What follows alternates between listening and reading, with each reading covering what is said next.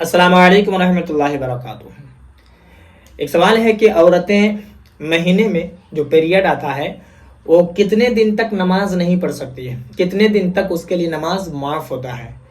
तो आज मैं इसी के बारे में बिल्कुल आसान तरीके से बताने जा रहा हूँ ताकि आपको अच्छे से समझ में आ जाए। देखिए, सबसे पहली बात आप इसको समझिए कि पीरियड का जो टाइम होता है, यानी कि औरतों को जो महीने में खून आता है, हैज़ भी कहते हैं लोग, तो उसका जो टाइम होता है वो कम से कम 3 दिन 3 रात, ठीक है, कम से कम उसका जो टाइम है, और ज़्यादा से ज़्यादा 10 दिन 10 रात। ये बात आपको क्लियर समझ में आ गई। उसका टाइम कम से कम 3 दिन, ज़्यादा से ज़्यादा 10 दिन, ठीक है।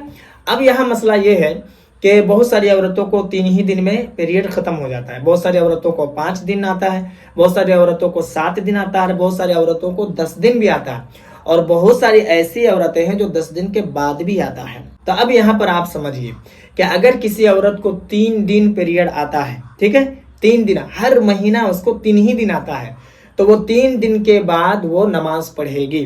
बात समझ में आ गई, क्योंकि उसका पीरियड 3 ही दिन तक है और 3 ही दिन में ख़त्म हो जाता है। अगर किसी औरत को 5 दिन आता है और हर महीना 5 ही दिन आता है तो 5 दिन तक नमाज नहीं पढ़ेगी।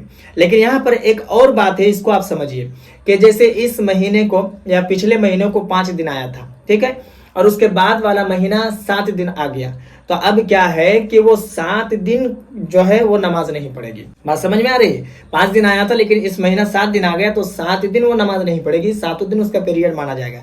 यानी कि जिस दिन पीरियड खत्म हो जाए उसके बाद वाले दिन से वो नमाज पढ़े या उसी दिन से वो नमाज पढ़ ले। अगर उसको यकीन है कि जोहर के वक्त है या पीरियड अब नहीं आएगा तो गुस्ल करके वो असर मगरिब इशा वो नमाज पढ़ना शुरू कर दे। लेकिन आ ही रहा है हल्का हल्का तो फिर उस दिन वो ना पढ़े, क्योंकि वो पीरियड का खून है इसलिए, ठीक है। अब दूसरी बात यहाँ पर इसको आप समझिए कि अगर किसी औरत को 10 दिन के बाद आता है, ठीक है, 10 दिन के बाद अगर आ रहा है तो फिर ऐसी सूरत में 10 दिन तक वो नमाज नहीं पढ़ेगी, उसका पीरियड 10 दिन तक माना जाएगा। और 10 दिन के बाद जो खून उसका बंद नहीं हो रहा है तो फिर वो पीरियड नहीं, वो हैज नहीं, उसको किताबों में इस्तिहाजा कहा जाता है, यानी कि वो बीमारी का खून होता है। और ऐसी सूरत में आप नमाज पढ़ेंगे, रोजे के दिन में आप रोजा भी रखेंगे, ठीक है। और ऐसी सूरत में मसला यह है कि जब आप नमाज पढ़ेंगे तो ताज़ा वजू बनाकर आप नमाज पढ़ेंगे, और फिर कुरान शरीफ छू भी सकते हैं, कुरान शरीफ आप पढ़ भी सकते हैं वजू बनाकर, ठीक है।